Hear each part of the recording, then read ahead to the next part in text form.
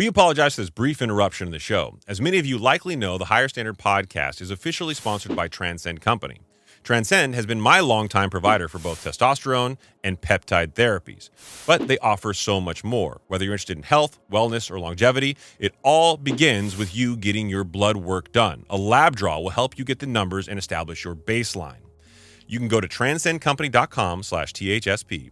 That's transcendcompany.com/THSP. Or you can click the link in the show notes on any streaming platform and on YouTube. Fill out your information and one of the representatives will contact you to get your journey started today. Now back to the show. I'd like directing traffic. Bro, this is the latest we've ever started. That is not true. I think so. What time is it? 10:30. 10:22. If y'all would stop being chatty Cathys, this is the problem. What's the problem? Y'all over there gossiping while eating burritos? They're good burritos, though. We got the street tacos. No, we did not, motherfucker. First of all, I got tacos. You selfish motherfuckers. I got tacos. I said I wasn't going to cuss that much this episode. Shit. You selfish. That lasted a minute. Yeah, probably less. You selfish assholes. I know After the what you're last talking episode, left here, and you guys went to that street taco vendor, and neither one of you guys could have easily texted me. We didn't go in. Hey, Chris, wait. We're going to get tacos. You want some? I was in the passenger seat. I can't control it. Then you should have been the one texting. That's a lie.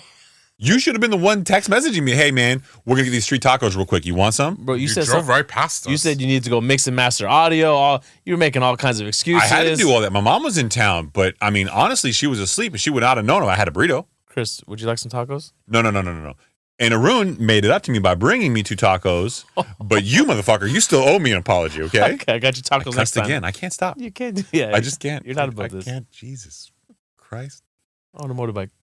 Jesus Christ on a motorbike. I love that guy. Yeah. Yeah. Well, they were really big burritos. It was all meat.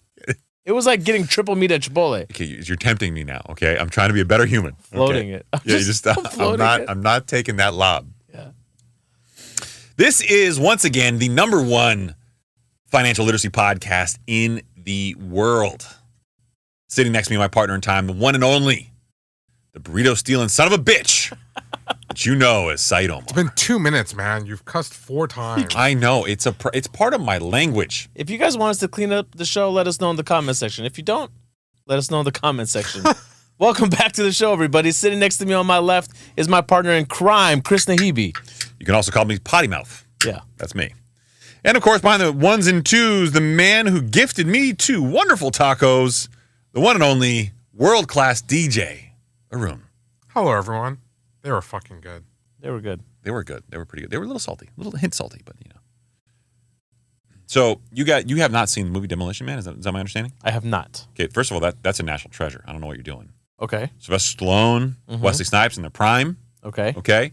There's a scene where they go underground to where the non-wealthy, non-conforming citizens live. Okay. In what was the old Los Angeles / San Diego. It's a big one city now, right? Okay. So they go underground, and the man who thawed Sylvester Stallone, because he was frozen for some unfortunate behavior, which was not his fault, but of course, he's a victim, so that's what happens. It's a very real-life scenario. They thaw him out several years later because they need him to chase a bad convict, Wesley Snipes. He goes down to this underground society. Everything above ground is now Taco Bell. All restaurants are Taco Bell. Okay. But all Sylvester Stallone wants is a burger. He sees somebody cooking burgers in this underground former Los Angeles site, and he gets a burger. And he starts eating it. He's loving it. And Sandra Bullock goes, "You don't see any cows down here." Oh, shit. And he goes, "What?" I'm eating, and then he eventually comes to the realization. He goes, I'm eating rat. And she goes, "Yeah." And he goes, "Pretty good rat burger." Pretty good rat burger. That's what we got tonight. Rat burritos, baby. Exactly. Rat burritos. Speaking of movies, I haven't seen this yet, but you guys are big on Netflix movies dropping. You saw the one of your favorite director, and I know Odin's always watching. We got recommended a movie last night that's apparently a 10 out of 10. What's that? Society of the Snow. It's a new release. Have you seen this, Odin? No. No, you heard of it. Oh, you haven't? Apparently it's new out, and apparently it's amazing. So we should all... First of all, hold on. See, this is the problem with movie recommendations, okay? Okay. I need to know the source of said recommendation. Yeah. Who's that? He's 100% Iranian, so I mean that's right up your alley. That's racist. What do you mean? That's racist. You like? What do you mean? How's We that all have to racist? like the same shit? No, I mean you probably had the same upbringing, so you guys probably like the same stuff. That's highly discriminatory. It's okay. I gotta be honest I'm with allowed. I'm allowed to be because I'm your friend. That's why it's acceptable. Like just. But is there anybody? apparently it reaches the full arc, and you experience every emotion in the movie. Okay, let's just start from A. Let's not skip over A. Okay, let's start at the beginning. Okay. Did you fucking watch Loki yet? No, but we haven't started anything else yet. Here you go. Society of the Snow. Apparently, it's. I mean, I have no idea what it's about. The flight of a rugby team crashes. A true story too, apparently. So that also makes it great. What? True story for me is everything. I feel like sometimes they try to sell you in the drama of a true story because it's true, so you emotionally connect. This is about the rugby team that got trapped in the snow. Is that what it is? Yeah, you read the description, man. Yes. Literally the first sentence. Hey, Haroon, where we've talked about this so many times. I'm sure you're doing this shit on purpose. So I'm just gonna go ahead and play along. Put it on the rack. It's in the middle of fucking screen. God damn it! He popped a can on me. And not yet. It ain't done yet. There it is. Slow rolled it. Yeah, we're smart now. Yeah. It's in the middle of the screen. I can't read the words. All I can see is the picture. So apparently, I'm gonna check this movie out this weekend. No, you're not. Yeah. Watch Loki. Thank you very much. Have you seen it, Arun? I've seen season 1, and there's only 2 seasons, right? Yeah. Yeah, I've only seen season 1. Season 2 is phenomenal.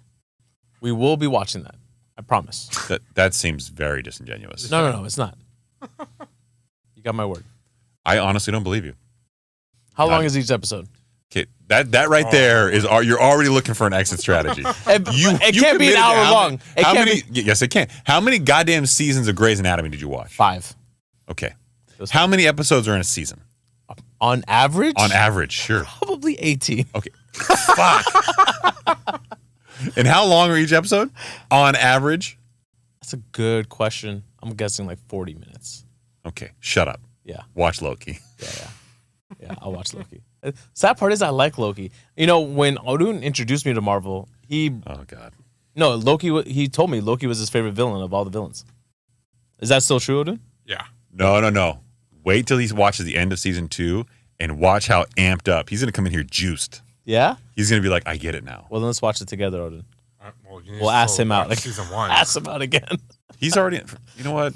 This is just It's so not rude. happening. Yeah. What we got in today's episode? I don't want to talk to you anymore. No? Okay. I'm done. I'm sorry. Thank you for tuning in, everybody. I'll leave a review and get the fuck out. Oh, because we do a good job of reading reviews. Yeah.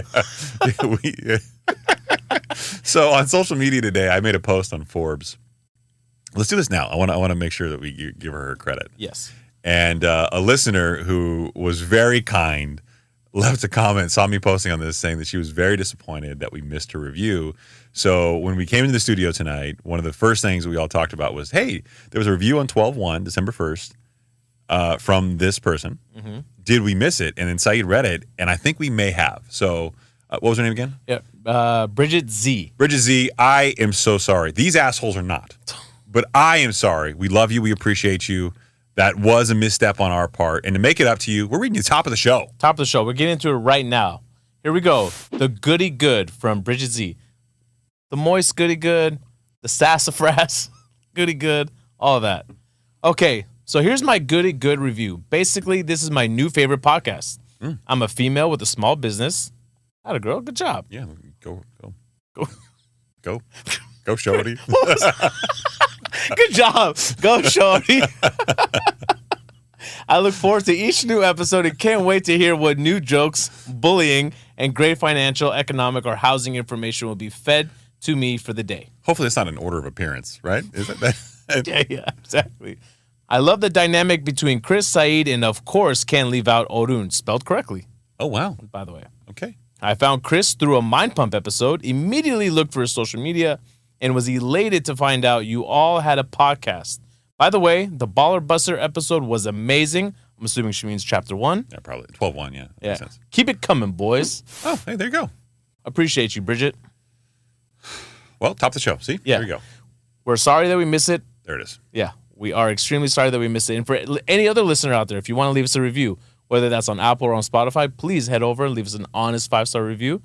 Or if you're watching us on YouTube, make sure you subscribe, like, hit that notification bell, and do all the moist, goody good sassafras. So I just figured out over the week that sassafras is a psychedelic. I did not know that. Don't do it. Yeah. Leave it to me to drop some subtle drug-related content. Don't do drug hits. All right. So this episode is going to be particularly interesting if you like data. We've got some really good stuff as it relates to the housing market and some of the pivots that we've seen, and obviously some very concerning numbers around the office space. And I got to admit, as bad as I thought the office space sector of commercial real estate was, the work from home impacts, the recessionary trending that we're seeing, and certainly the vacancy just in general, and now with the interest rates pivoting and people really having challenging opportunities to refinance the debt they have in these buildings, they were somewhat highly leveraged. I did not think it was as bad as it is. Mm-hmm. It is a world-class problem right now. Mm-hmm. And by not as bad as it is, I think we saw two significant properties sell in Los Angeles and San Francisco. We referenced on previous shows, sell for like 50% of the value. And Saied and I are hearing about properties selling for less than 60% of the value. I'm sorry, 60% less than the original value they last traded on. Or getting appraised for them, right? So 40% of their value, I should say. Yeah, exactly. I mean, when these deals are getting underwritten, I know that we used to look at them at some point with a 10% vacancy. Yeah. As like a, that was a conservative number. As a conservative number, like, right? Just in case they have a real big vacancy number, let's just throw 10% in there. Okay, I know actual is probably 3 to 5. Yeah. Maybe 5 to 7. Yeah. But let's hit them hard. And that was viewed as conservative. That was conservative. And then not so much anymore. Yeah. So we'll talk a lot about all of these things. We'll start off, obviously, with, a boiling frog. I feel like that's an obvious segue. You were talking about psychedelics. Wow, you tied that. That was nice. That was good for you. You do a podcast for a living? That was good. I know what some things are too. So I listen to Joe Rogan. Who?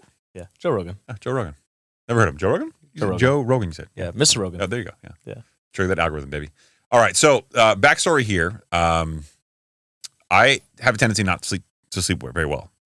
I often try to go to bed at the same time as my wife, but I sleep less than her, so I'm usually up at like 1 to 2 o'clock in the morning, and I'm usually scrolling through. I eventually wind up reading news. Mm-hmm. Okay, so I usually scroll through the news app, but this one was kind of shocking to me because it was in the financial section, which is where I spend the bulk of my time. Despite popular belief, it's not looking at porn. Mm-hmm. And I was like, why is there a picture of frog on this financial news? Yeah. And then I read the article and came to find out that Jamie Dimon, yeah, he referenced a boiling frog. Have you ever? No, I don't know. Reference a boiling frog? What does that even? I didn't even know what it meant. Have you ever heard of a saying that referenced a boiling frog?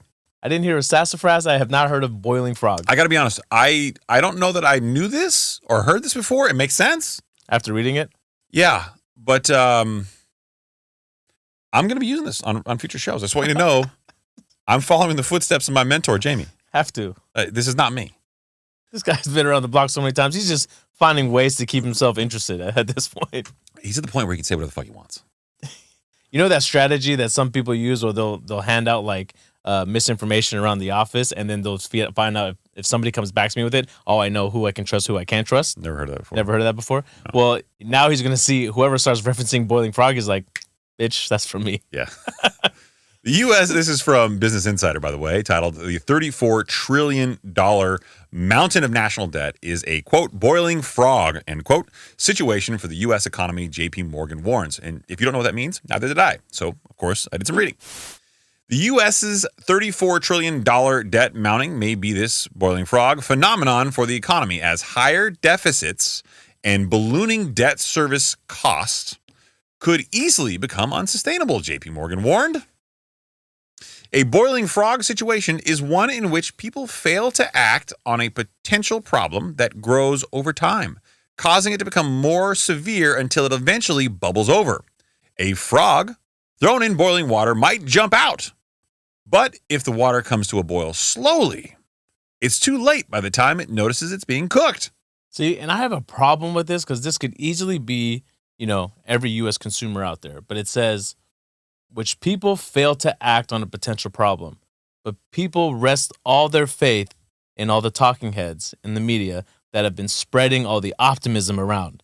A lot of that. Yeah. So it's like, oh, everything's going to be fine. They're gonna cut rates soon. They're going to be forced to. The government can't handle this interest payment on their debts. No, I and then, get it. sure enough, no. So then they're the frog that's getting boiled.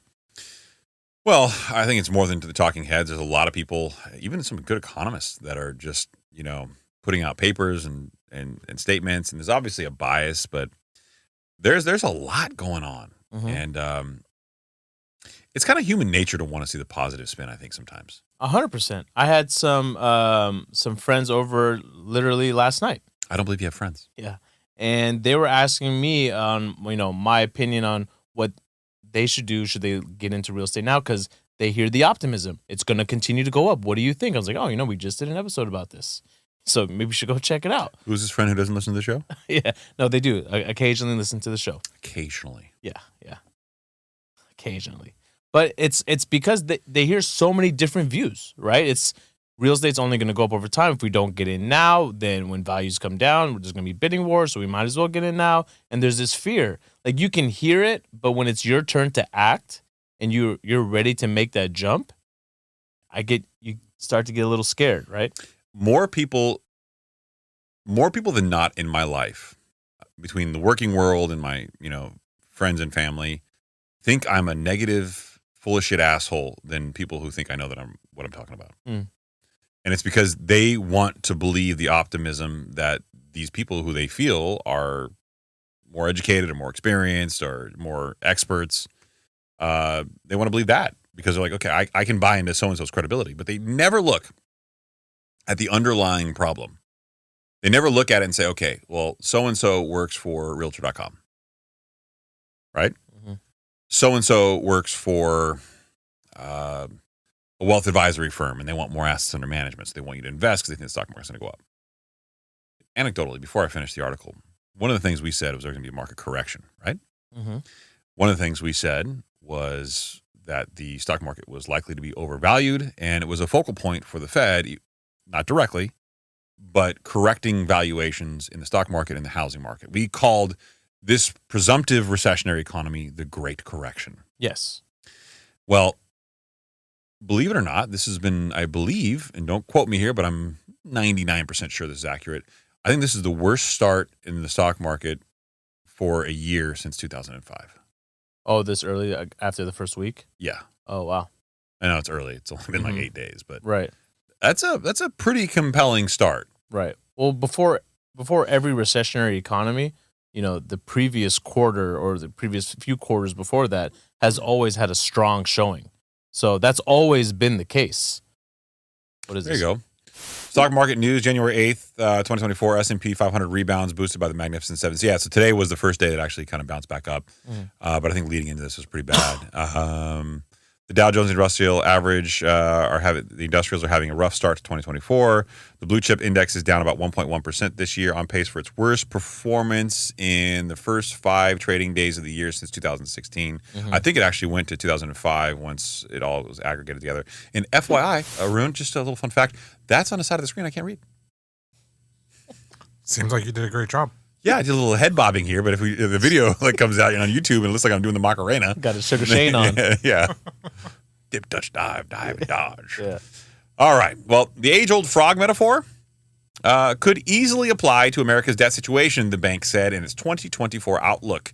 It's an issue that has worried economists for years and calls for something to change, have grown louder as the government continues to borrow at record volumes.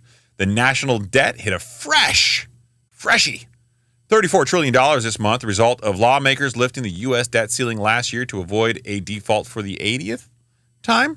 The debt picture will only worsen in the coming years, according to the Congressional Budget Office, which estimates that the U.S.'s entitlement spending, mandatory spending, and net interest payments on the debt will exceed the government's total revenue by early 2030s, which Saied has pointed out multiple times in the show as being a red flag. Yeah, it's a huge red flag, right? So every year the government spends more than they actually bring in, and the only way to make up that debt is, one of 3 different ways: raising taxes, right? They could borrow more money, right? Or they just don't deal with it at all, and then everyone suffers, right? So the way we've been continuously dealing with it is Congress continues to raise the debt ceiling, and we continue to borrow more. God, I wish I had some tinfoil to wrap up and put on my head right about now. I'm going to go ahead and throw out another theory. Throw me. Okay. This is not conspiracy. Okay. This happened. This, like your movie, is a true story. Okay. Or, hypothetical B. Okay. They could do something like roll out something that's not good for inflation in the near term, like the Inflation Reduction Act. Hire a shit ton of employees to work for the IRS. Right. And then tax all of us more. Yes. I mean, that is one of the ways, right? I said they could eventually ultimately tax people more by it, right? The problem with it, though, is if they do end up borrowing more and need to stimulate the economy by sending out more stimulus packages, if the economy doesn't exceed and produce the goods and services to match that spending, what happens? You got all the stimulus out there fighting for too little goods, too little services. And what does that mean? That just drives inflation up even higher. So they got to be really, really careful with how much they stimulate. Man, Jesus.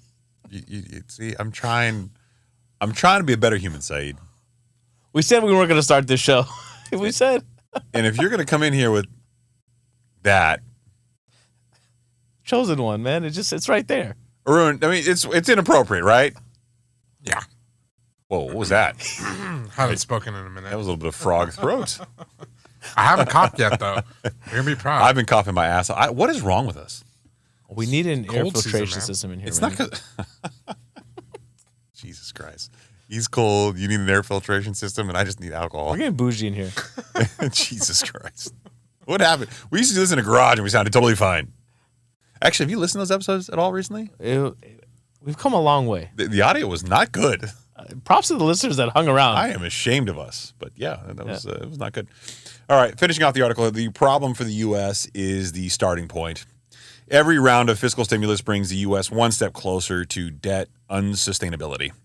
J.P. Morgan strategist Michael Cembalest, is that Cembalest? Cembalest? The C sounds like an S, maybe? Cembalest. Cembalest. Sounds like a drug. Yeah.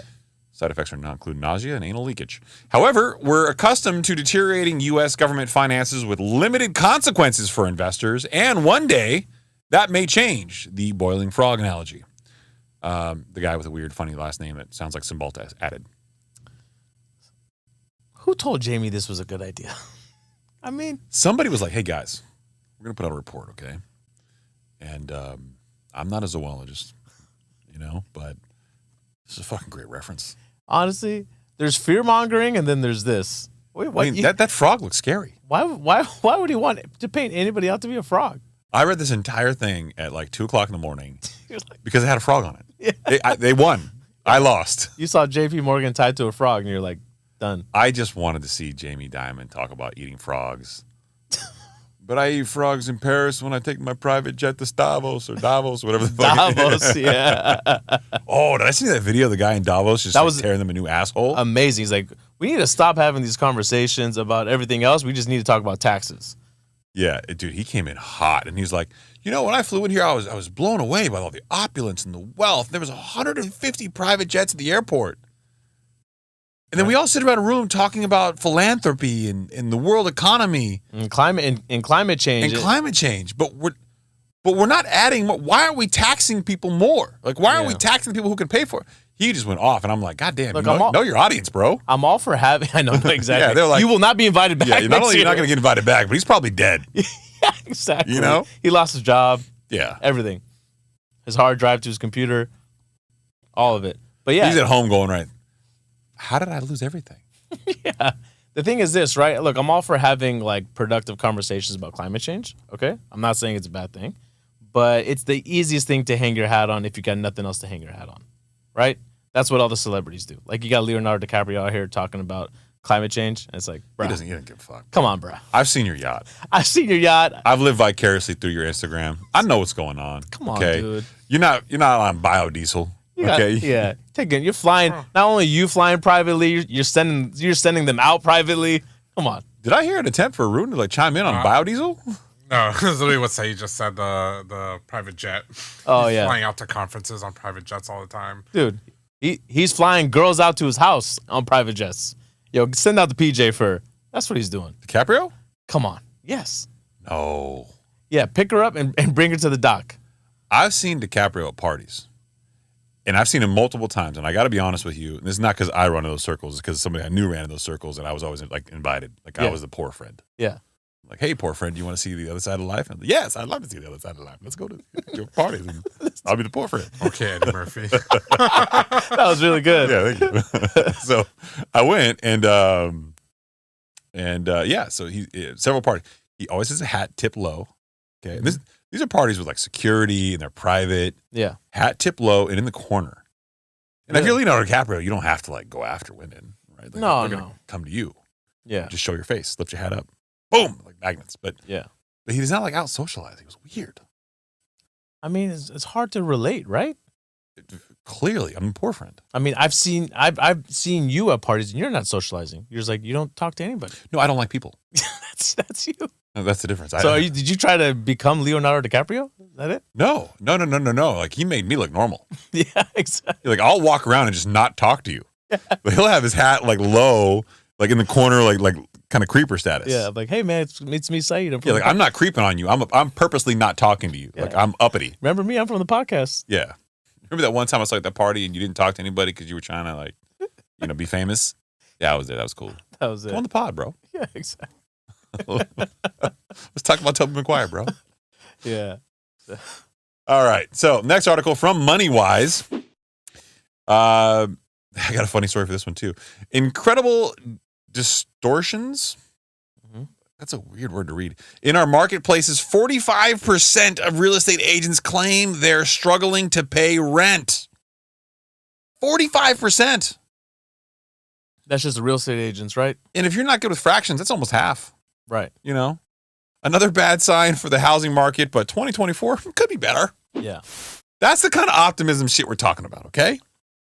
They're just holding on for dear life, right? I saw this article and I'm like, okay, I'm writing this title. This is also another 2 o'clock in the morning one. Okay. This is after the frog one, actually. Okay. And I was like, so let me get this straight. You're going to hook me with this clickbait of incredibly disastrous times in the marketplace. 45% of real estate agents, struggling to pay rent. And then you're going to give me but 2024 could be better. 2024 is going to be worse. That's an emotional roller coaster of a headline. Look how fucking long it is on the article. It's sad because it's saying 45% of viewers are real estate agents, right? So clearly they're impacted by, the real estate industry. And it's not just real estate agents. It's everyone in this space, man. I'm thinking about appraisers. I'm thinking about inspections. I'm thinking about title companies. Bro, but you go to social media right now, and everybody on social media is like, look, Mom, I made it. I got a BMW. Like, I'm crushing it. I'm selling stuff all day long. Look at all my listings. And you're just like, really? And they got the Drake playing in the background. Yeah. Yeah, Hold man. on, we're going home. Yeah, we're going home. But yeah, no, 2024 is a little bit more grim. Just being honest. That's your opinion? That's my opinion. It's going to be way more grim. And I don't believe in any of this optimism because, I look at it now. The people that I know that have been willing to speak to me about it openly, right? Because I know it's not a lot of people are comfortable speaking about their finances.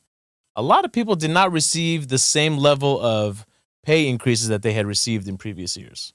Okay? So I know that companies have now chosen to keep whoever they can feel like they can justify to stay on board. And they have to maintain their certain level of profitability. So they haven't been able to give out as many increases as they may have liked or had done in the past. So what are they going to do? Continue through 2024 as corporate debt needs to get renewed. And they see their new debt payments. They're going to have to continue to maybe look at their operating costs and cut down. Can we take a sidebar here? Okay. Little sidestep. To your point, it's on point. It's not completely distracted, but in the news today, there was a very classy breakup between Tiger Woods and Nike. I commented on it. I never comment on that stuff, and I was like, some things just are supposed to last forever. It's not my comment. That was your comment? That was my comment. Okay. Haroon, you are a self-described sports aficionado, correct? Sure. Saeed stood up for this. So it took sports to get you fucking engaged in this podcast 2 years later? Engaged, bro. I'm all in. No, you sat up for this and you said, okay, let's go. I love Odin's take on sports. Okay. Talk about Tiger Woods, golf. You got Saied. I'm the Tiger guy. Meow. Yeah. Yeah, okay. So, Haroon, in your sports aficionado perspective, why do you think this is happening? Why do you think Tiger Woods and Nike broke up? His career's come to an end. Okay. Let me give you some facts, and I want you to see if that impacts your thought process or not, on this or not. Okay. All right. Nike really heavy into golf during Tiger Woods' career. He kind of was the ambassador, right?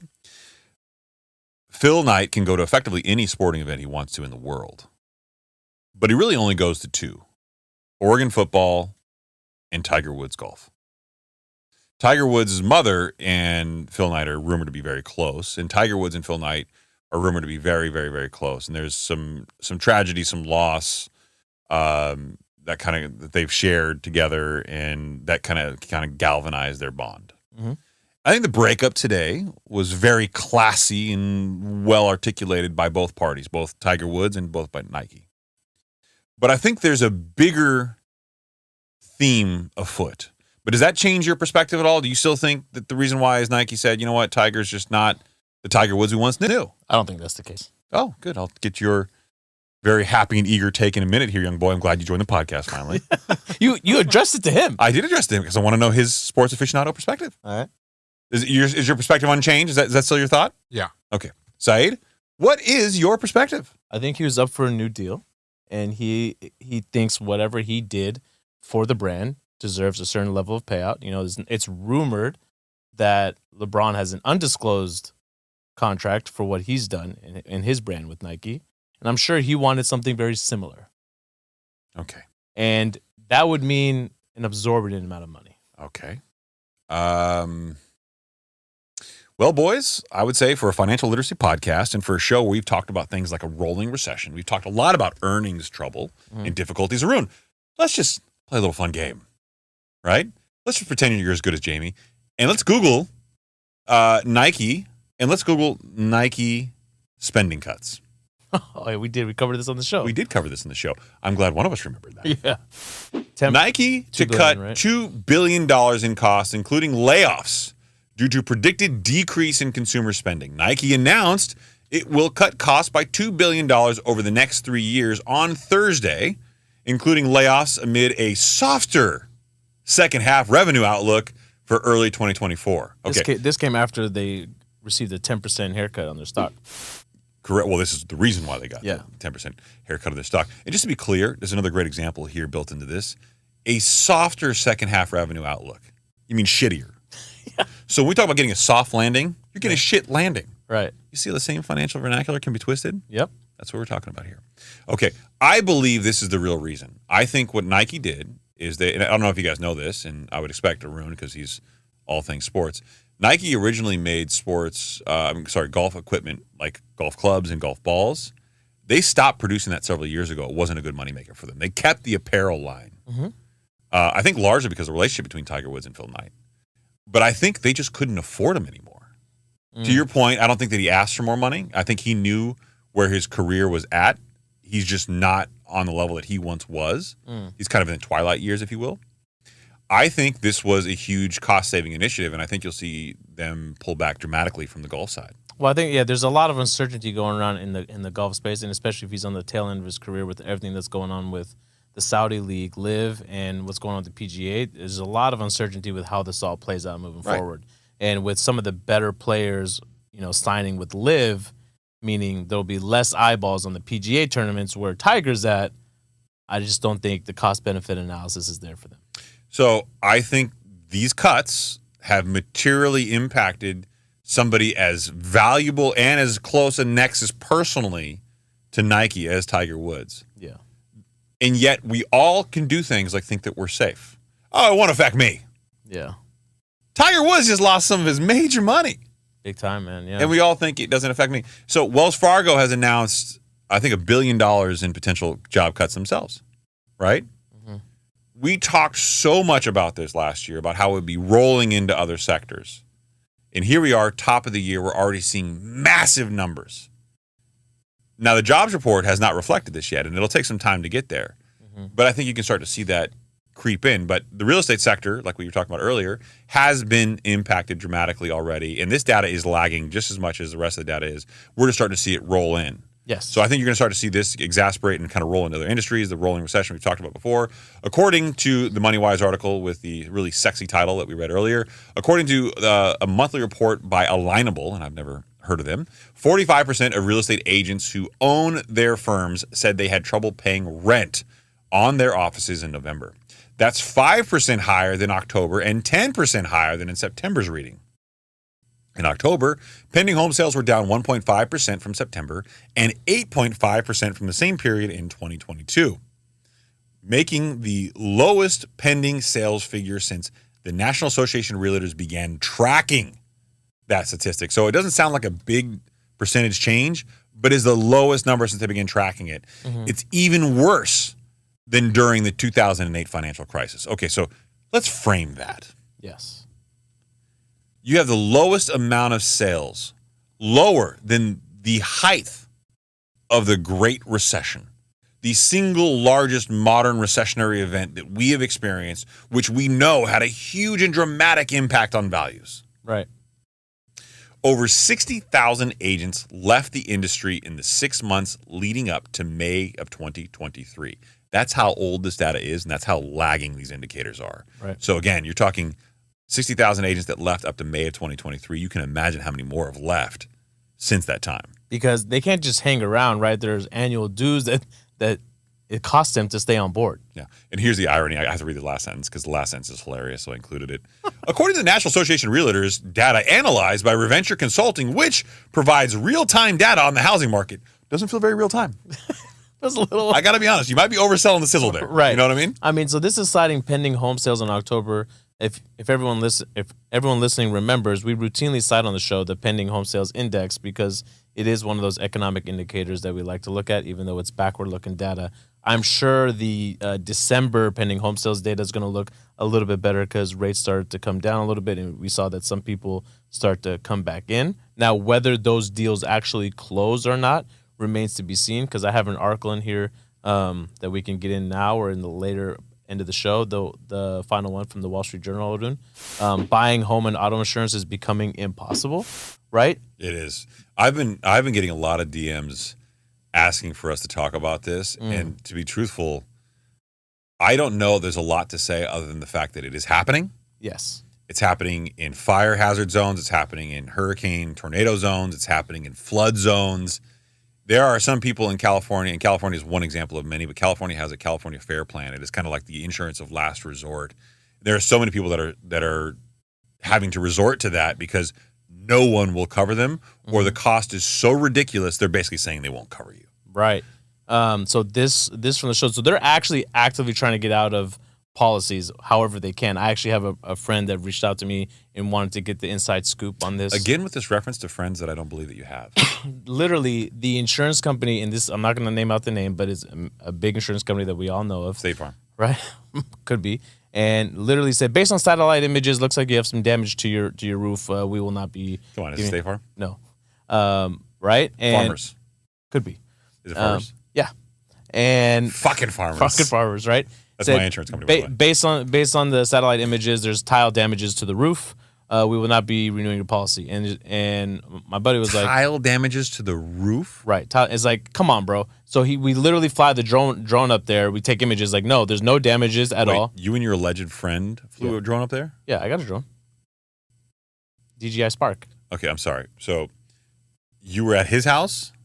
Yeah. And you had the drone with you? No, we spoke about it, and I was like, oh, why don't we come over and take photos, and I'll videotape it, and we can send it to them. We'll send it to a roofing company that can certify it, and you can send it back to them saying everything's fine. You're a good friend. Yeah, sure enough, we did that, and guess what they said? Oh, okay, fine. We'll renew your policy. But he went from $2,500 annually to $9,000. That's a bit of a hike. That's pretty much saying we don't want your business. Right? It's like, and it's because they're actively trying to get out of areas, especially in California, especially in Florida, where there's been major like catastrophes, right? And we're actually in somewhat of a fire zone because of the hills right behind us. So like they really want to get out of those areas because it just doesn't make sense to them. So many of these insurance companies have taken billion-dollar losses in 2022 and even some into 2023, right? So they don't even want to be in the game, right? And now what a lot of people are opting for is getting, okay, I'm not going to get the same coverage that I got before. I'm going to get some bare bones coverage, just enough to meet the minimum from my lender, right? I'm not going to get any of the personal property stuff. I'm just going to make sure I can cover the house, some basic fire damage, and then that's it. I read a fascinating article about an older gentleman in Los Angeles who, and I don't know why they picked him, but he was the poster boy for this. He owned his home in cash. He is retired, retirement age, and he didn't have hazard insurance. Mm-hmm. And he openly admitted, if this thing burned down, I would not be able to rebuild it. Yeah. But the cost of insurance is so cost prohibitive, I'm willing to take that risk. Yeah, he was going to roll the dice. And a lot of this idea has been floated around on social media. And people need to understand that, no, you can't just not, have insurance on your home. This gentleman was able to do that because he owned the home in cash, as you said. Which is becoming, we talked about this in the show before, 40% of homes are owned in cash. Free and clear. Yes. Free and clear. Yeah, so I would venture, and I don't know the data on this, I would love to look into it, but I would venture to guess there is a significant portion of that does not have hazard insurance. Oh, especially now with what these premiums are. I mean, here's some excerpts from the article that I thought were really interesting. So, U.S. property casualty insurers who issue home and auto policies racked up $32.2 billion in net underwriting losses in the first 9 months of 2023. $32.2 billion, right? That's a lot. Let's see. That's $7.6 billion worse than in the same period a year earlier, according to December report by a ratings firm AM Best. Right? And AM Best is kind of like the upper echelon of rating services for the insurance industry, so that their ratings do carry weight. And you need to be careful, right? If you do own your home, you have to absolutely get coverage on your home. Otherwise, your lender can force place insurance, which will make it 10 times worse for you. And that is very costly. And we've had to do that on multiple occasions, and I got to tell you, it's never fun. Yeah. Never fun. Because that's when your lender just gets to decide your coverage for you, and now they have to make sure that they meet all the requirements. What's one pulled up here? Homeowners rolling the dice on catastrophe. Another risk. At the same time, 12% of homeowners in the U.S. do not have home insurance, according to a 2023 survey. Wow. Yeah, I believe that. That sounds about right. Desperate time, man. Calls for desperate measures. Yeah. Well, we are experts in knowing desperation. Speaking of which, let's play a little game. A little game of Truth or Dare. Truth or Dare? No, I just like saying dare. Haroon, I'm going to give you two scenarios, okay? Okay. One of them is true, and one of them is not true. All right? You get to pick which one you think is true. Okay. It's not the way this game is played, by the way. I know. The game is played, you say 3 statements, and you have to find out which one is not true. Well, I can't think of a third one. Come on, you're good. I'm not that You're talented. a podcast host, bro. I am a podcast co-host. No, I'm the co-host. I'm the co-host. What the fuck does that even mean? If we all co-host it together, we do it at the same time. I'm that baby's daddy. No, I'm not Pappy. I'm Pappy. I'm the baby. Didn't think I was going to know that, did you? Yeah, exactly. Yeah. May he rest in peace. Yeah. So, scenario 1, the current I don't know. The current president of the National Association of Realtors. Sitting. Thank you. Newly appointed. She decided she was going to speak out against the current lawsuit and said that she was not afraid of losing on appeal and that she believed the National Association of Realtors will come out stronger on the other side. Scenario 1. Scenario 2, the current sitting president of the National Association of Realtors, now the third in a row, stepped down because she received blackmail threats regarding something that unrelated to her job on a personal matter, and she decided to step down. I know we covered her a few weeks ago. What did you cover? Where we're with? Christopher. What? We're cleaning up the show, man. Content. He cleaned. See, this is the problem. You're dirty. I'm not. I say stuff, and then you get this So I have to figure out innuendo. which one's a lie. Yeah, which one of those is not true? I thought. See, if we had a third option, he'd be very confused. I'll go with the second one. The blackmail Is not true or true? is not true. Unfortunately, you are incorrect, sir. Yeah, the price is wrong. The price is wrong, bitch. What did I not win? Yeah, you did not win another burrito, Yeah. which you'll probably get and not tell me anyway. Yeah, she resigned today because. What does this mean? It's interesting. So you admit to resigning because of blackmail. You say it was of a personal nature that had nothing to do with your job several years ago and that whole thing. Mm-hmm. I don't know if I'm like. First of all, this is a terrible development for National Association of Realtors. This is a third president in a number Kids of like to years. call this a bad look. The National Association of Realtors president says she is resigning after blackmail threat.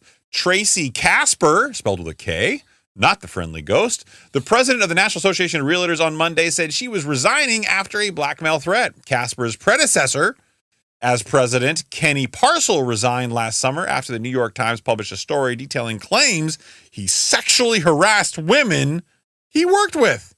Now, let me go. NAR CEO Bob Goldberg resigned in November after a federal jury found the group and some residential real estate brokers liable for a conspiracy to artificially inflate brokers' commissions from home sales. So she comes out and says, I'm resigning because of a blackmail threat because she doesn't want to make it seem like the National Association of Realtors is in a bad shape, and that's why she's leaving. Yep.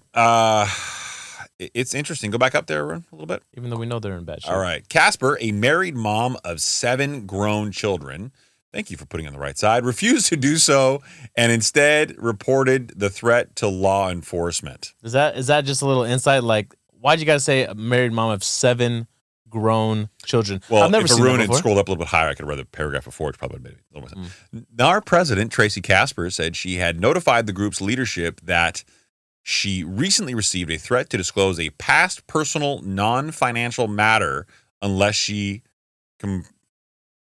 compromised in her position at NAR. I cannot read. You have. I have legitimate fucking reading problems. I think, yeah. You know what it is? You feel And the he still pressure. blames me. You Oh, feel it's the on pressure. wrong You side. just know Odun's about to make fun of you, and it's the best. It's not. That's not it. I do this a lot. I think I'm becoming stupider. Like not sarcastic. This is not a joke. I think I'm legitimately. I have AI in the office now. Like I don't write as much as I used to. The stuff I read is like really juvenile shit. Yeah. You know, and then Still reading about submarines? dude, my whole feed is archaeology, dude. It's at a point now where like it's just. I basically dream about being Graham Hancock. So, dude, what's going to happen to the National Association of Realtors? They're fucked. Who's going to step in and take over this job? I would. Absolutely not. I don't want to get blackmailed either. We get enough of that. Yeah, I got enough threats as it is now, and that's not a joke. Right. I don't know. I'll tell you that I don't think. I always long thought the National Association of Realtors had a stronghold monopoly, and they have incredible lobbying. I thought there's no way any of these like fintech disruptors could ever take them down. But I always thought there was room to be displaced from a technology perspective, and I got to tell you, they have never been more ripe for a takedown than they are right now. Right. And I specialize in knowing when to take somebody down. Like, people like Gen Z feels like they're being taken down. I'll give you 2, maybe 3 points for that, but 3-pointer is pretty good, depending the sport you're playing. yeah, not basketball. Okay, Yeah, sorry. This from Fortune that rent is so expensive. See, he fucked me up. That wasn't me. That was him. Okay, Arun fucked me on that one. The first sentence was cut off. Rent is so expensive for Gen Zers that almost 1/3 are living with their parents, a new report finds. I like that. I like that they're not putting themselves in debt and they're giving up a little bit of their privacy. It's a little misleading. They're still in debt. Okay, wow, Mr. Negativity. Okay, first of all, He knows he's got experience. half of Gen Z is like 12 to 18, so fuck you. Okay, they're living at home because they can't work. That is true. It does say It's a deceptive title. See, this is 11 to 26 is Gen Z. if it wasn't for me Yeah. clarifying the clickbait shit you guys fall into, you guys would be clicking on everything. Okay? You clicked on it. You brought it put it in the show. I clicked on this for an ulterior motive. Okay. Okay? Let's get it. I am a big supporter of Gen Z. I think they're fucked. But I had a chicken and egg argument that I needed to answer. And I'll ask you both. You guys, before we get in the article, you can tell me, okay? You did a lot of surveying this I've episode. done a lot of fucking surveying. I'm trying to engage Haroon because I want him to not to go on PTO. I want him to feel valuable. Yeah. We both know he's not, but I want him to feel that way. His input is appreciated. I am going on PTO in a month. Fuck. Where now? What? Madagascar? Sacramento. Might as well be My Madagascar. sister-in-law is getting engaged. Oh, congratulations. Oh, congratulations. Does that mean you can't work? For one whole Wait, hold week. on. You work remote for your 9 to 5. You can work remote at your 5 to 9. I'm just saying, you go to an office while you're there, right? Yeah. How many burritos are you eating that time? Stop, bro. It's a valid question. Are you eating a burrito at lunch? I've actually been eating clean since January Great. 1st. So do you pack a lunch and then take it to the office and then eat lunch at the office? Yep. Do you have working lunches then, or do you take your time to really focus on eating your meal? Take my time. Okay. When it's time to eat. Then bring a fucking laptop and work. Yo, are we about to hire that video editor? Oh, Wow, you we're gotta- getting close. Why'd you get urban? We about to hire that video editor? From Garden Grove. You're not that guy, bro. I am. I can't be. Hey, for the listeners out there, we got some finalists. And that's the bullying portion of the episode our original review left you with. Yeah. So we're getting close. We're getting very close. So this article is interesting because the chicken egg argument, which I've always wondered. You see a lot of wanderlust, like living out of a van. That's been very popular in the recent years. And I can't help but wonder what came first. Did the unaffordability push people into this wanderlust lifestyle?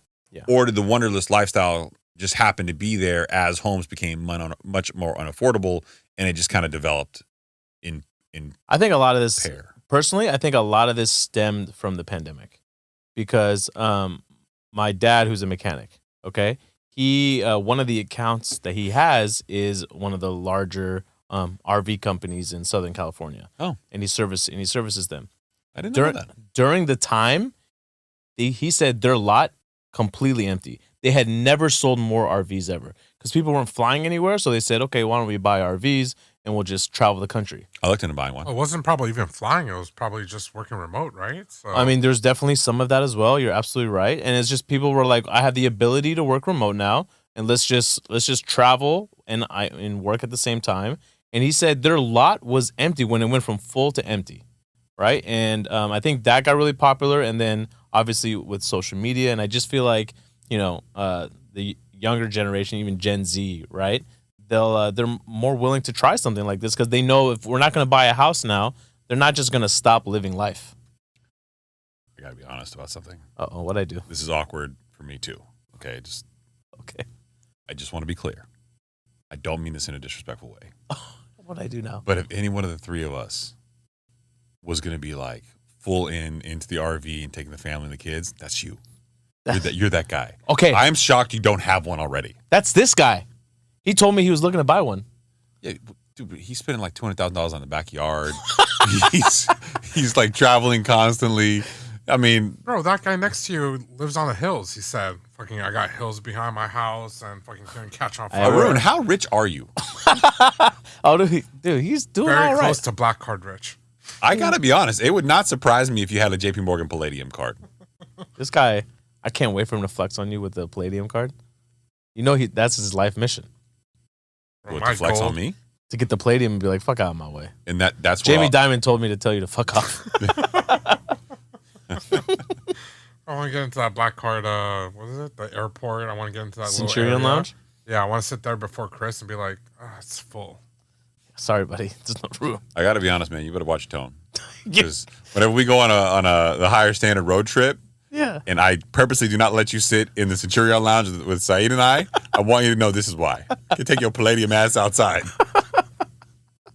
Oh, man. You son of a made bitch. Saeed and I sit in the back. You do not get drinks brought to you. You have to go with the peasants and go get your own drink at the bar. We sat in the peasants area. Remember, Saeed, when we went to San Jose? That's right. No, they didn't have a lounge there. He did, yeah. Chris totally walked into Mind Pump and was like, I don't know these guys. Leave him behind. Yeah. Is that chubby guy still behind me? Yeah, he's following me. the I don't chair? know why. Snap, You guys snap. got an epic Get picture. my of that water. shit. Get my water. Yeah, I yeah. didn't snap at you. Don't do that. You don't want to be do that. painted out to be this guy. I don't even paint out to is be that that guy. guy. I did buy you lunch. Honestly, though. you're not as arrogant as you You used bought to everyone be. lunch. You're not as arrogant as you used to be. You've gotten much better. As I used to be. Don't fucking reverse diss me. Let's talk about Gen Z, man. I'm joking. Listeners know. The listeners do not know that. Bro, we're all villains, man. No, the difference is whenever I pick on Haroon, okay, they're like, oh, you're bullying him. You're bullying him. Whenever I get bullied, they're like, fuck him. He deserves it. Yeah, because you're the rich guy. No, that's not true. What do you mean? This motherfucker over here literally just spent $200,000 on his backyard for concrete. $200,000. You know you're rich when you're taking all the grass out for no other reason. You just don't want to do work. I live in front of a park. I don't need grass in the backyard. Listen, I don't give a fuck how big your front yard is, bro. If you want to call it a park, you can call it whatever you want, okay? But you don't got to flex on everybody here. Yard. Fun fact, your front yard has like 45 trees in it. It's a park, man. I know it's a park. That's how big his front yard is. Come on, man. I'm just saying, bro. This guy owns the entire state of Oklahoma. There's a lot of real estate. He's going to sit here and talk shit. I do not own the entire state of Oklahoma, and I would recommend that you watch a very relevant Leonardo DiCaprio movie, which just came out, Killers of the I think Sunflower Moon. Is that what it's called? Chris, what Is you that have what to your do best friend is you said? have to tell Hawa, and Hawa will tell Saied to watch it. Whatever you tell Saied, he won't watch it. Ooh, yeah. See, I didn't really want to really emasculate him on the show, but since you've gone there, yeah, hey, that's correct. He's absolutely right. Yes, that is He's absolutely not. right. He's not wrong. Does she let you actually use your remote control? Can I please hold it tonight, please? Or does she give it to you and say, change this channel to this channel? Yeah. So Lower the volume, please. go to Netflix. Yeah. You know what I've been doing a lot recently? We're so fucking off topic. It's unbelievable.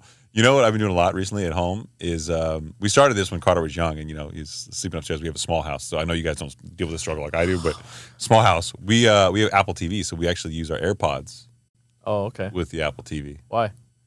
Just, you can hear it. It's a little more intimate. Oh, okay. And you don't have to, no noise. You're worried that the noise will wake up Carter. Yeah. Oh, okay. But we've been doing that ever since. Oh, okay. I got to tell you, it's you can adjust the volume for each one of you, so it's perfect for your set of circumstances. Oh, nice. Yeah. Oh, You don't awkward. You don't have to hear your wife talk to you. It's great. Yeah, it's like no It's a little talking. awkward, man. What's a little awkward? Let me ask you a We're question. sitting right next to each other. Wait, guys so when have you take- headphones on instead of like, Okay, do you really talk to somebody while you're watching something? yes. Okay, then you're an asshole. That's an asshole move. What do you mean?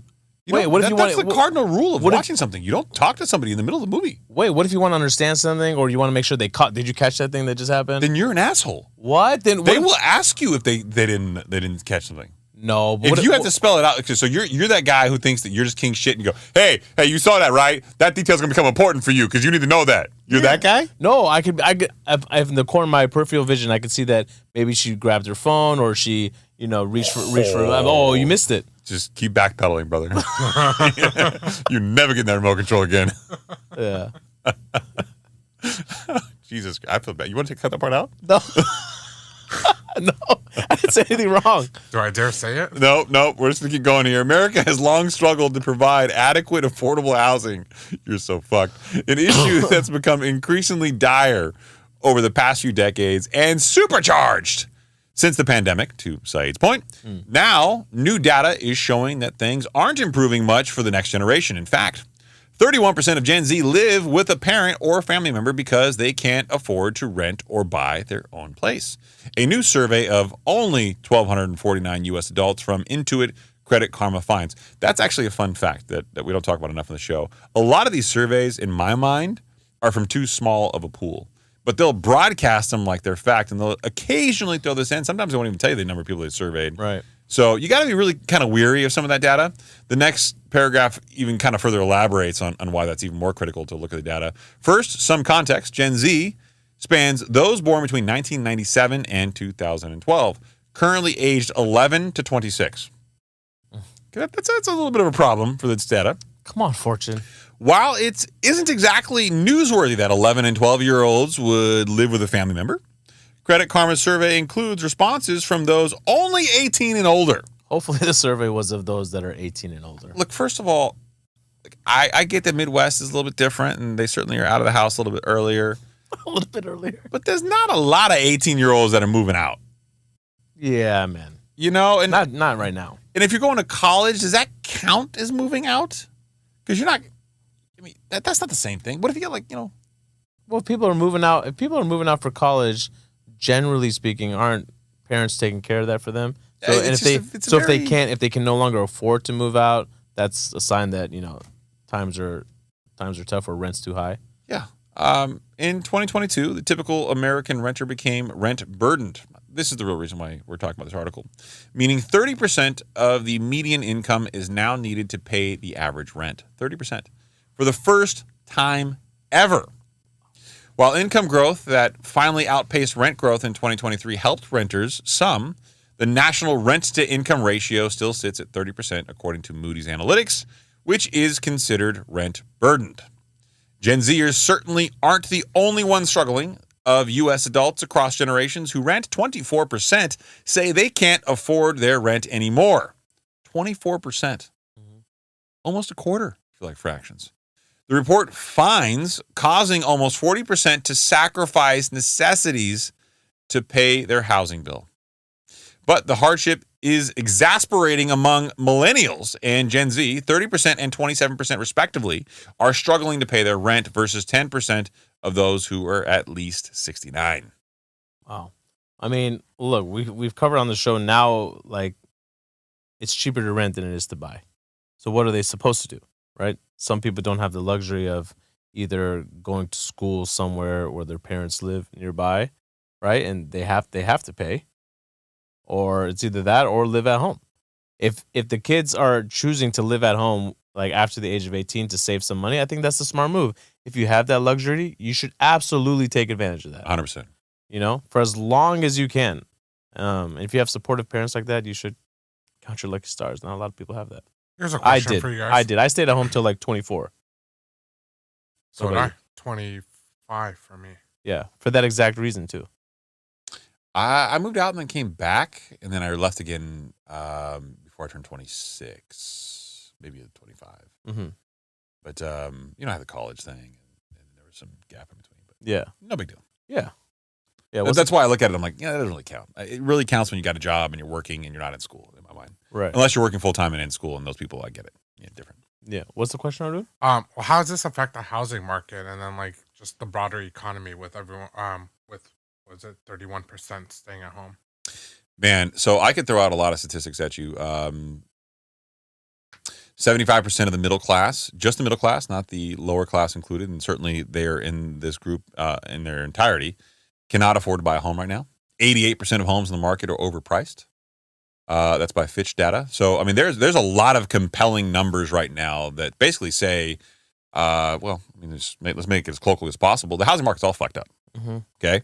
And yet you have people online on social media, on the interwebs and chat forums and all over the news talking about how, oh my God, values are going to be amazing next year and the market's strong and it's supply and demand. And it's like, okay, dude, I don't know how many more red flags you can have thrown your way for the housing market.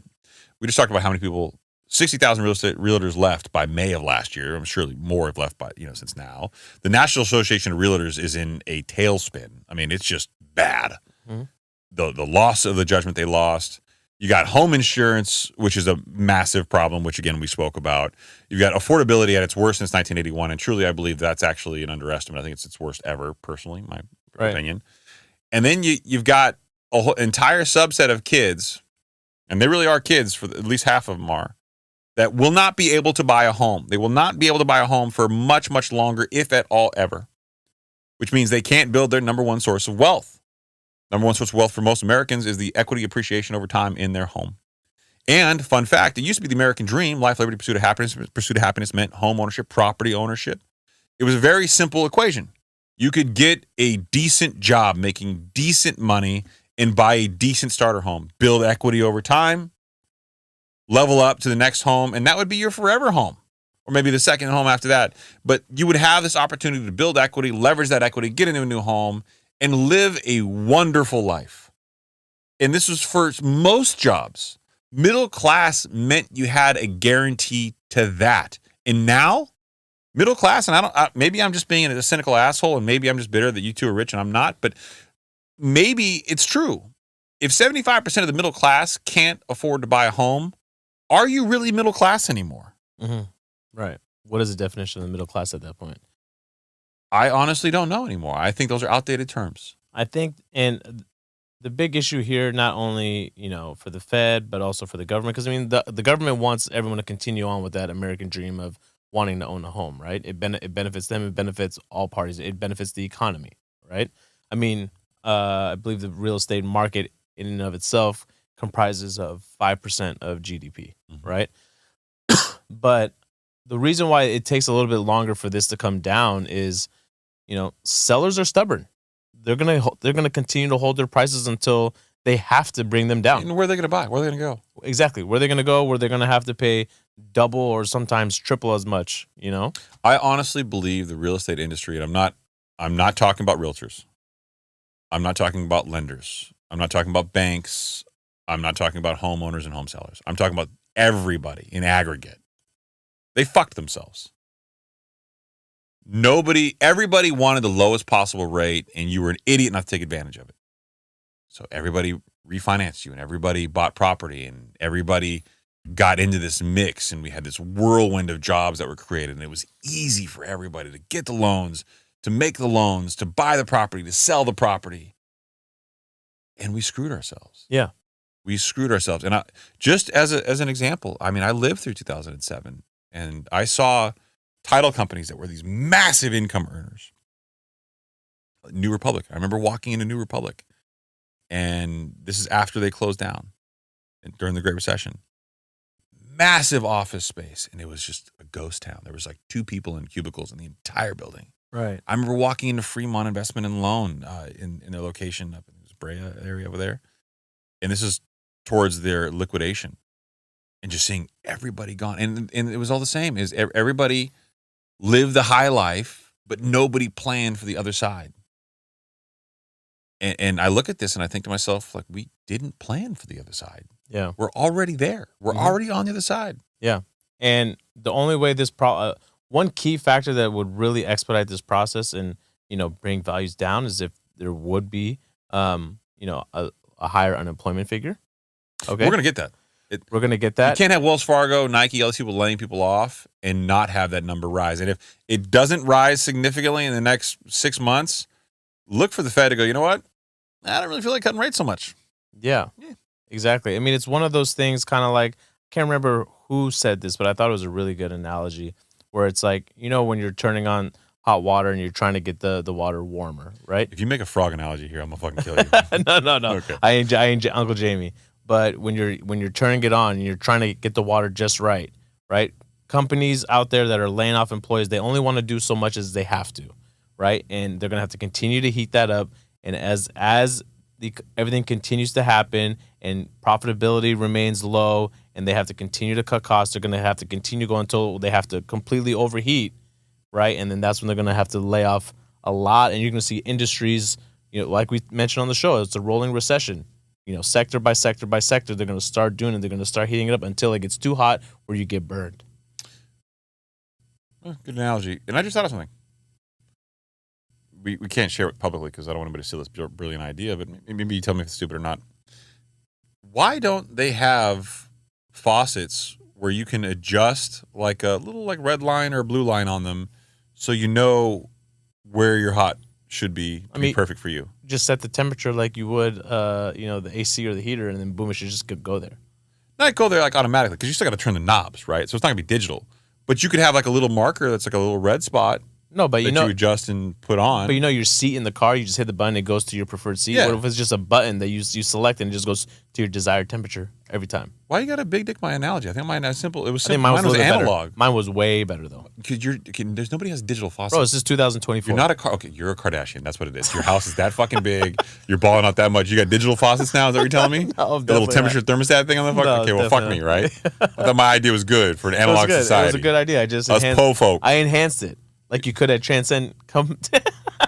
You become such a whore. We get one sponsor, and you just got slutty as shit. Transcendcompany.com/THSP.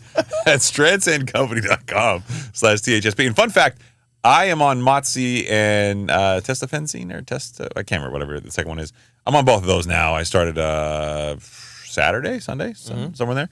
And it's interesting. So I realized that a lot of people in the fitness space, are not intimidated by the ideology of injections, subcutaneous like injections, taking some of these pills, some of these things. They're not as, I guess, sensationalized by people who know that they're not as bad. They're just, Okay. proteins. You read on a lot of these things, it can become scary. I thought, you know what? I'm going to, on social media, I think probably sometime this week, I'm going to post what it looks like to actually mix an injection and give it to yourself. I think the problem is a lot of our listeners are not bodybuilders by trade. Mm-hmm.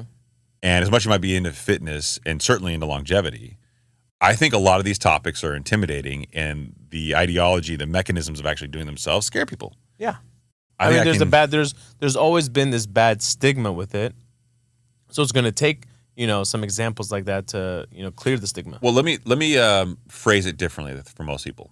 And this is not really an advertisement as much as something I'm kind of going through my own personal evolution with. I know that people think, okay, steroids bad, testosterone not good for everybody. That's probably true. I do believe in anti-aging. I'm not lifting to be big and like super lean and all those things. I'm doing the things that I'm doing to be lean, in shape, but have longevity. I'm thinking about longevity. Having higher testosterone numbers for longer give me a better quality of life. But let's just say that you're not into the hormone thing. Let's say I truly believe that longevity in these peptides, that will be the cocktail for the future. BPC 157 can help heal parts of your body in such an incredible way that it's banned by professional sports. I've taken the drug. There are no side effects. It's fantastic. It's fantastic. My early exposure to Motzi, it's been incredible.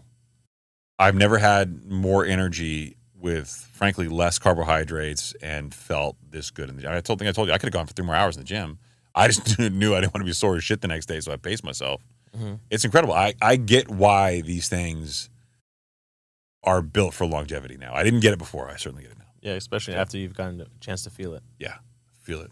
Feel it. I have a question for you as well, Saied. Since I already asked Chris. Fuck me, that's fine. Yeah, let's go, baby. I already asked you one. No, Chris. I'm talking about yourself, so it's fine. All right, cool. I don't want to be on the spot. I'll mute you. What advice did you give to your cousins or your friends? I already know they're your cousins. So your cousins that came over yesterday. Oh, the ones that are looking to potentially buy a home? Yeah, because I guess because it kind of falls in line with this article as well. Well, I mentioned to them what we've routinely spoke about on the show, right? If you need it and you can afford it, okay, I understand. But you got to try to justify why you would need it, right? My thought process on this whole thing is I predict, and Chris predicts, I believe, that there's going to be a correction. Values are going to come down a little bit. What gave that away? The title, The Great Correction? The Great Correction, right? Yeah, okay. There's gonna be a correction in values. I'm gonna be so fucking pissed if somebody takes credit for that fucking title one day. Yeah. I'm telling you right now, if somebody fucking comes out and says, "Yeah, I'm the one who said the Great Correction," fuck you. Okay, it was here first. Right. It's documented. But if let's just say you're wrong, we were wrong, and there is no correction. Okay, we've never been wrong. We haven't been wrong. But let's say if we are we capable of being and wrong? Values do go up, a percentage or two. I'd rather know that there wasn't a great correction and then get in later at a percentage or two higher than to get in and it not right. So it's like if you need it and you can afford it, great. Also, what I mentioned to them is, the rule of thumb of now, it used to be 5 years in a home. You got to be willing to stay in there for 7 years. Yeah. The other bit of advice that I gave them is don't do what I did. I bought too big. My first home that I purchased, I bought too big. If you can and you don't have kids right now. Why you got to flex? No. It's not a flex. It's really not that big. For you, you could have covered the debt easily, right? But for me, seems like I would cop out. Buy a starter home that even if you can eventually use the BRRRR method and turn into an investment property, and keep it small enough to where if you were to get a bigger place and move in with your family later, that you can still hold both in case you can't find a tenant and use that one as an investment property. Not that my opinion was asked for here, but my way of explaining this to most people, because I've gone that path for so long that it just creates more questions and, frankly, confusion. I tell people I don't like buying when I'm not sure what's happening next. Mm-hmm. Good, bad, ugly. If I don't have a reasonable feeling that I understand what's going to happen next, then I'm not going to make a move. Right. But that's been the case for 3 years now, right? No. So here's what I'll tell you. Chris, back in 2020, you told me not to buy. Yeah. And I think that was the right call. Well, there was a lot of uncertainty back then. So Yes, it was same with me. You know, he told me like, you know, tread carefully. We don't know where this could go. Keep in mind, it's not just what happens to the real estate market. It's also, you know, what happens to everyone's job situation. You know, there's so much uncertainty right now with what's going on. I don't know, you know, how stable you feel at your current position at your job. So you got to also factor that in too, right? Some of these podcasts make me question it, man. Do you know what I'm saying? Some of the language you're dropping out there. What do you mean? Someone's going to hear this podcast and be like, we should fire that guy. Yeah.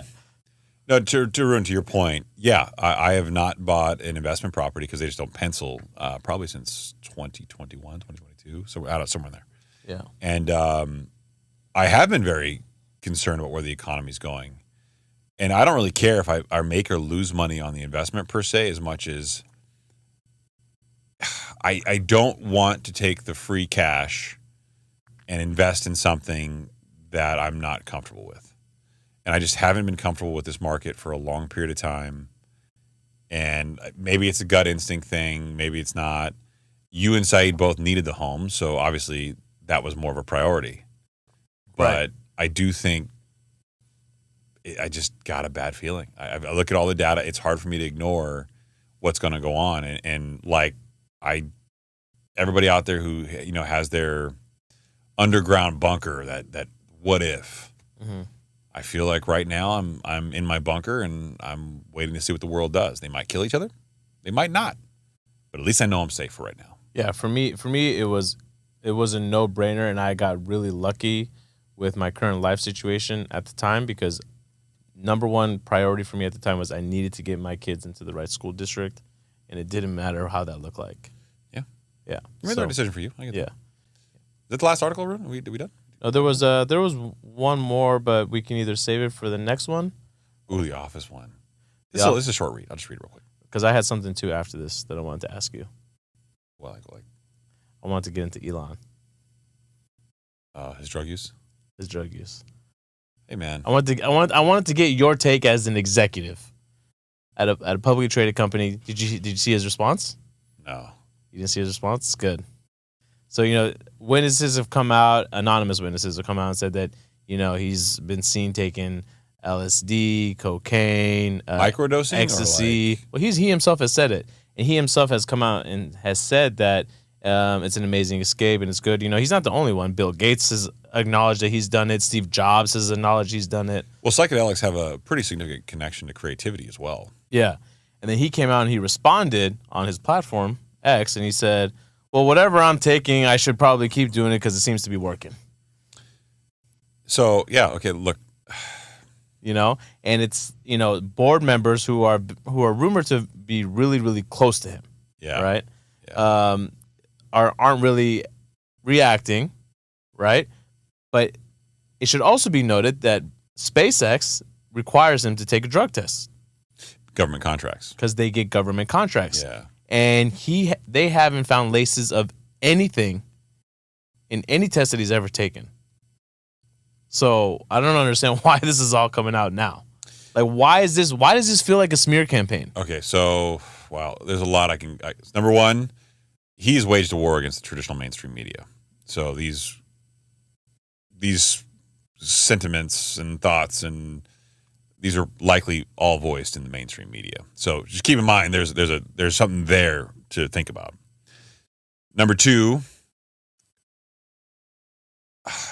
there are a number of people. If you're an executive at a publicly traded company, and I struggle with this all the time, everything you do is under the microscope. I can't even trade bank stock without all my trades being public. You know, and I've gone to great lengths to try to shield a little bit of my exposure on what I do and don't own, but in some ways, and this is not like I'm a celebrity, look at me. This is more of like it's a burden because people buy and sell your company based on the company's performance. You as a fiduciary should not be a distraction for the company. The ethical thing would be to not take the risks and be happy with your money. Be happy with your status. Be happy doing what you should be doing, and that's enhancing shareholder value. The question that Elon would probably pose is, how have I not enhanced shareholder value? Right. For all of my distractions, Tesla's price has gone up.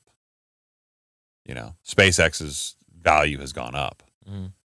For every one of his failures, he's had monumental successes. So much so he's the wealthiest man in the world.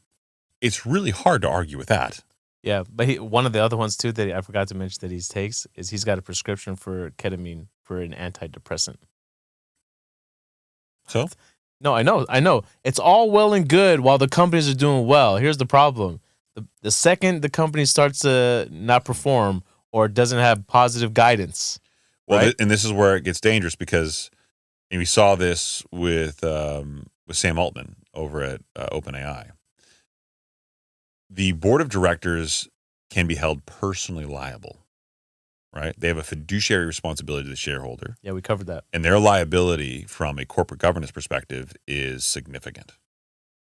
Now, if you're on my board and I'm Elon Musk, you don't want to get sued because you knew I had an open drug problem and you didn't do anything about it. Right. So you've got a fiduciary duty to the shareholders to do something to ensure this never impacts share price. So could this be something to where maybe somebody made sure that it got out now while the stock price and everything is doing well so that they can't do something about it later? Or let's say it got out and let's say the board has no plausible deniability now. This is out there. They now have a fiduciary duty to conduct an investigation, likely form an executive committee of the board to do this if they don't already have a committee which is tasked with some type of responsibility like this. Or hire an outside law firm, which a lot of people do, to conduct an investigation and then make recommendations accordingly. Mm-hmm. It's not as simple as, you know what? Hey, man, you're the richest man in the world. Fucking crushing it, bro. Go get that paper. What's his drug test like? You think it's like NFL players? They come knock on the door and they're like, I need to watch you pee in this cup. Oh, for sure. He's got like a robot dick in his pants. Has to, right? He's got like a cyber dick in there. And it's like cyber dick pee. And, beast mode. Yeah, he's got beast mode in there. He's not. That's not his pee. So he lastly he responded by saying, "Well, wait, hold on, sorry. Not even trace quantities were found of any drugs or alcohol at Wall Street Journal is not fit to line a parrot cage for bird shit." Interesting swerve with a parrot reference, but have you ever changed a parrot cage bird shit? I have. Why have you changed it, bro? We had a bird when I was a kid. What happened to that bird? It's cockatoo. His name was Tom. Solid name. And I'm still very emotionally upset that one day he flew away. Under your watch? No, not under my watch. I don't remember exact details of why he flew away. He flew away and started MySpace. No. He was actually, but we'd see him around the neighborhood from time to time. Like he survived for a prolonged period of time. Yeah. Which is even more traumatizing. She's like, I love you, come back. And he's like, fuck you, I'm never going back. Not so much. Yeah. So, did Haroon laugh in there? No, he did not. What was that sound? He said. Is that your stomach? You want a burrito? You're the dick. I'm the cyber dick. What's so uncalled for? I heard it. We've been all coughing. So is this like a legacy sick thing or what is this? I'm telling you, it's the office. We need an air filtration. You've been system coughing here. for a while now. Oh, I'm beginning to think you've got an STD. Like what's going on with you? I don't know, man. I think I'm allergic to you. You're allergic to greatness? No. I'm just. I'm allergic to the reading rainbow. I'm allergic to the reading rainbow. Okay, listen, thickness. As much as you clear your fucking throat back there and I edit it out every single show, you keep your attitude up. I'll tell you right now, I'm going to make you sound real fucked up the next episode. Do you fix your stuttering too? He's going to feed you some McKellen 13. It's not stuttering. It's fucking midnight and I've had like 16 energy drinks today and I'm on drugs, okay? Yeah. Not the kind of Elon's on, just to be clear. I'm on like... Given the segment. My board should not look into me. I'm on legal prescribed drugs for longevity. Yes. Yeah, you want to be around for a long time. Yeah.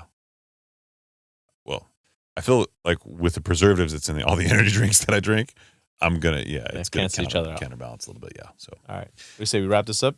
Yeah, we'll talk about the Office Space next time. Next time. It's a good read. That actually should be a longer conversation anyway. I mean, there's a lot to unpack there. Yeah. And I think the narrative of some of these spaces just being converted into, residential, you can't just convert all these office spaces into residential. It doesn't work like that. People really don't understand zoning laws. Yeah, wildly underestimate the cost. Although some states and some cities are making improvements on expediting zoning changes. Minneapolis being one of them. Yep, I remember. Look at you trying to big league. You know, it's the creatine, bro. Great time. You take creatine daily? Enhancement. Yeah. Every day? For cognitive benefits, yeah. How many I actually feel the difference whenever I 5 take it. milligrams. 5 milligrams a day? Okay, me too. Yeah. That's what Sal recommends. Monohydrate. None of that fancy shit. Don't need it. Fucking selling gummies and shit now online. Gummy creatine? Yeah. Everybody wants to buy like something to pimp out their creatine. Just buy the powder shit. That's and mix it. creative. I like that. I don't. Can extort your money, bro. It's okay. Don't do that. Why? I'll buy. I bought a protein If Mike shake. Tyson started selling the ear gummies for creatine, I'd buy those. Yeah, with THC in it. Yeah. Only because it comes with creatine. The creatine Right. portion. I bought a protein shake from the gym, Equinox, you know. I bought a protein shake the other day. It was one of those 42 grams of protein, core, like power, or whatever. You can get them at the grocery store. 30 grams of carbs. They retail for, no, way less than that. Okay. But they retail for like, I think $3 or $4 at the grocery store. I doubt that. Dude, you and I went to that convenience store the other day, and we bought 2 energy drinks and 2 protein bars, and it was like $20. We're like, come on, man, what is going on? Just to be clear here, okay, I think it's important to because I am painted out to be a terrible human being. You paid I did pay. on the black card. I did. Didn't give a fuck what color it was that day, did you, buddy? I didn't. And for the record, did I pull my card out and be like, "Hey, look, it's black"? No, you just pulled it up on your wallet, and you made sure you flashed the screen at him so he could see. Hey, look, the black card is here. Yes. Yeah, man. So, yeah. Well, Anyways, Odin, you got anything? Nope. He's pissed yeah. Why are you so grumpy? because I'm hungry. he's editing an hour and a half episode. He's not too happy. I about got to it. be honest. I'm okay going to 3 hours tonight. You want to go? No, What? it's 11:48. What other? Fuck. That's fucked up, bro. I don't even know how it's gonna. What other opportunity do you have to sit around with your friends with no phones Yeah. and just talk undistracted? No, it is a refreshing experience. I'll give You don't that. sound very refreshed. No, I am. Let's go for another hour. You of all people need sleep right now. Why? I'm 'Cause chemically enhanced. He's Sleep, on drugs right now. He's Yeah, feeling sleep's good. for, not people like me and Elon. Yeah, We don't sleep. We just do LSD. just keep it going. That's sarcasm. Okay, just to be clear, that is not true. That's Someone's gonna cut this up. comedic value. I am doing the opposite of what Cat Williams did. Wow, 32 million downloads. I know, right? I immediately sent him an email asking him to come on the show. As you should. Yeah, Cat, I need you to run a 440, and I need you to come on the show. Can you run a 440 in our studio? Yeah, I could not run a 440 ever. I could probably run a 1212 right about now. Yeah. I don't believe that he did that. I refuse to believe that. That's got to be impossible. How old is Cat Williams? 52. He's not running a 440, bro. That would be like Olympic status. He'd be the fastest 50-year-old. What are we talking about here? I feel like what we're really getting to here is a deep psychological problem where you feel emasculated by a man who's in better physical performance shape than you. Do you care to talk about your basketball career, perhaps? To offset it? Yeah, offset a little bit. Like, how amazing were you when you were playing basketball in high school? Man, honestly, it's heartbreaking What's heartbreaking? how good I used to be. Yeah. I used to break a lot of hearts. Yeah, it's got to be traumatizing. I mean, do you feel when you see LeBron James that maybe you got the short end of the stick? It's not fair that him and I play on the same size rim. It's not fair. I've got a legitimate sports question for you guys to end the show, and I've thought about this a lot. You ever go to Instagram and get like those dunk videos where they're like on like lower rims? That's like half my feet other than dad. Oh, reels. so you admit to having a non-dad function. Oh, your son plays basketball. So this is just you looking for This research to for buy him. something. Yeah, yeah. All right. So you ever get one of those feeds, like you get somebody playing on like a 6-foot rim, 7-foot rim, they're playing like dunk ball, Oh yeah. and you're like, oh my God, that's amazing. Yeah. Like these guys are totally not athletes, but they're just beating the shit out of each other, trying to dunk on each other. How fun would that be? So here's my thought. There is no better way to improve WNBA attendance. Lower the rims. That's been an ongoing thing, man. Why not lower the they rims? so they could dunk more. I'm just saying, if you made the WNBA like a 8.5 or 9-foot rim, You know how many dunks go on on average in an NBA game? 3. Yeah, or maybe 5. You know how many more they'd have on a 7-foot rim? That wouldn't be fun. Not for the NBA, but for the WNBA. I'm telling you, man. That'd be Some great. of these Odun will tell you. I don't know if he'll admit to it right now, but I watch WNBA games. Don't be that guy. I swear to God, I do. Don't be. They play the game the right way. It's Like, pure basketball. He's clearing his throat to talk shit. Arun, It's pure basketball. give it to him. No, I just looked it up. It's 8 dunks per game. That's not a lot. That's nothing. I mean, that's how many you've dunked your entire life. Oh, no. Ooh. Yeah. How many have you dunked in your entire life? Fisher Price. It's really messed up. What are you talking about? How many threes have you hit in your life, Chris? A lot, bro. I was a That's what I'm shooter. talking about, bro. Okay. You were I was a shooter. you were a what? I know you guys saw the athleticism that's burned an image in your minds. I get it. I know that it's hard for you guys to fathom the talent outside of the just pure raw athleticism. I get it. I know it's difficult. Maybe one day when you guys attain that level of enlightenment, you will recall. Until then, you guys can think whatever you want. It's okay. I understand you guys are both rich and live in big ass houses. You won, okay? You won. I can't wait till he buys a house. I can't wait. I'm not doing it. Yeah, I'm not doing it. I'm not doing it for any other reason than just scoring you two fuckers the rest of my life. Carter, 5 years from now, Dad, why? Why haven't we bought a house yet, Dad? Blame your uncles. Does everybody's bedroom the living room?